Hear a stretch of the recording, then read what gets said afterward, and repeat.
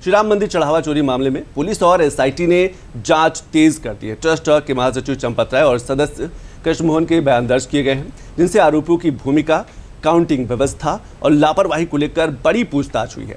Bank कर्मचारियों की भूमिका और देरी से एफआईआर दर्ज कराने पर भी सवाल किए गए हैं। अब ट्रस्टी अनिल मिश्रा और गोपाल राव से भी पूछताछ होगी। पुलिस और एसआईटी आगे की जांच में सभी छोटे और बड़े जो पदाधिकारी हैं उनसे अब पूछताछ करेगी।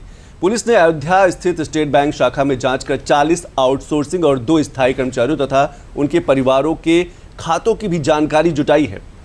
बैंक की काउंटिंग व्यवस्था और नियुक्तियों की भी जांच की गई है। वहीं इसी बीच विश्व हिंदू परिषद ने 6 जुलाई को एक बड़ी बैठक बुलाई। इस बैठक में पूरे मामले और मौजूदा हालात पर बड़ी चर्चा होगी। उसी दिन ट्रस्ट की भी बैठक होने की संभावना है, जिसमें आगे की रणनीति तय की जाएगी कि आगे की रणनीति क्या होगी। और अगर देखा जाए पिछले 23 से 24 दिनों में लगातार जो एसआईटी की जांच के बाद पुलिस लगातार छापेमारी कर रही है। 150 से ज़्यादा जो है निधि, हम कहें कि 150 से ज़्यादा लोग ऐसे हैं जिनसे पूछताछ की जा रही है। देखा आपने कि चंपत राय जी से भी पूछताछ की गई, कुछ और जो ट्रस्टी हैं उनसे पूछताछ की गई। हमारे साथ चलते सीधे अयोध्या और हमारे संवाददाता विकास सिंह जुड़े। विकास, क्या कुछ अपडेट? देखिए, सुप्रीम कोर्ट में मामला जब दायर की गई तो सुप्रीम कोर्ट ने साफ तौर पर कहा कि अभी हम इसकी सुनवाई नहीं कर सकते, क्योंकि अभी इसकी सुनवाई की जरूरत नहीं है। हाईकोर्ट ने भी राज्य सरकार के काम पर भरोसा जताया है। चंपत राय जी से पूछताछ हुई है और ट्रस्टियों से पूछताछ हुई है। अब आगे की अपडेट क्या है?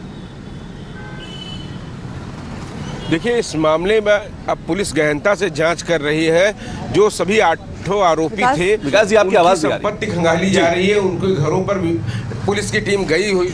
जी ठीक है। इसके साथ साथ यहाँ पर पुलिस ने कल चंपत राय से भी बातचीत की है इस मामले में, और उनसे भी सवाल जवाब, एक लंबी पूछताछ हुई है। उसके आधार पर जो उन्होंने तथ्य बताए हैं, बाकी चीज़ें क्वेरी की जा रही हैं। कल पुलिस की टीम अयोध्या धाम स्थित स्टेट बैंक पहुंची थी, वहाँ पर दस्तावेजों को देखा गया। जो ये 8 आरोपी हैं, जो उनके बैंक खाते हैं, जो उनकी बैंक डिटेल हैं, उनको चेक किया गया। और सबसे बड़ी बात है कि उनकी जो वैध आय है, इनकम है, उसका मिलान किया जा रहा है। उनकी संपत्ति, उनकी खरीदारी, चाहे वो गहने खरीद हो, चाहे वह संपत्ति की खरीद हो, मकान की खरीद हो, जमीन की खरीद हो, इन सब चीज़ों को देखा जा रहा है। और साथ साथ सबसे बड़ी बात है कि जो चीज़ थी, जो दान की जहाँ पर पेटियाँ थी, वहाँ से लेकर दान की रकम जहाँ गिनी जाती थी और उसके बाद आगे उसको कैसे बैंक तक पहुँचाया जाता था,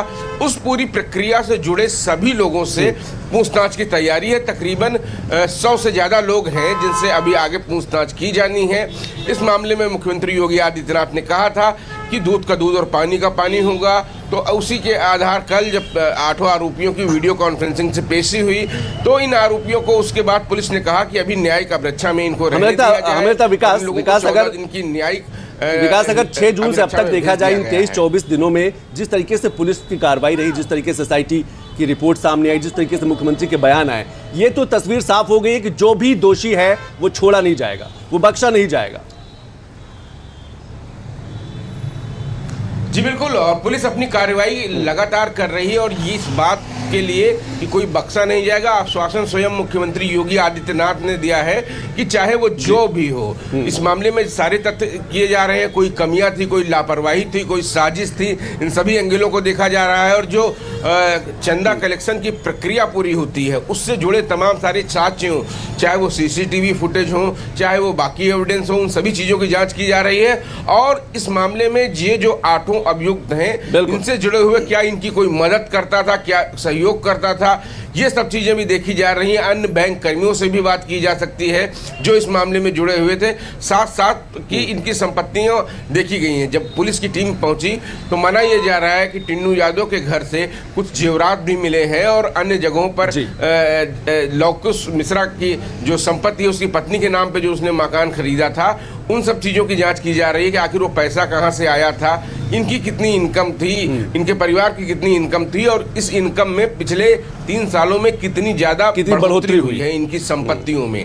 तो ये सारी चीज़ें देखी जा रही हैं, इनके संबंधों को तलाशा जा रहा है, सारी चीज़ें राडार पे हैं और जल्द ही माना ये भी जा रहा है कि जुलाई के पहले सप्ताह में एसआईटी अपनी फाइनल रिपोर्ट भी दे सकती है। साथ साथ एक और बड़ी चीज़ है इसमें कि जो 11 जुलाई को राम मंदिर ट्रस्ट की बैठक होनी थी, अब वो 6 जुलाई को ही होगी। तो महत्वपूर्ण बदलाव के संकेत हो सकते हैं। उस बैठक में अत्यंत महत्वपूर्ण बैठक होगी 6 जुलाई को ये बैठक, जिसमें चंपत राय और अनिल मिश्रा के इस्तीफे पर भी विचार किया जा सकता है। और बिल्कुल सही कहा विकास, 6 जुलाई पर भी विचार हो सकता है। साथ साथ जो ट्रस्ट की जो प्रबंध प्रणाली है, इस पर भी नई चीजें आ सकती हैं। ट्रस्ट की भी बैठक होगी और जिन लोगों ने इस्तीफा दिया, चंपत राय, अनिल मिश्रा ने इस्तीफा दिया है, उनके इस्तीफे पर भी विचार किया जा सकता है।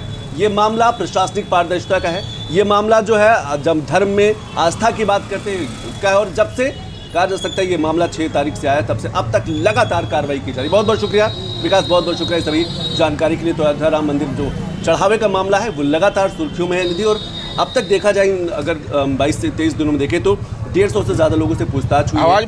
जो मामला है इसकी जो सुनवाई हो रही है, इसकी जो प्रशासनिक जो इसकी जांच हो रही है, काफी ज्यादा बढ़ चुकी है। बैंकों को भी नोटिस जा रहे हैं, हर एक कड़ी तलाशी जा रही है। जी।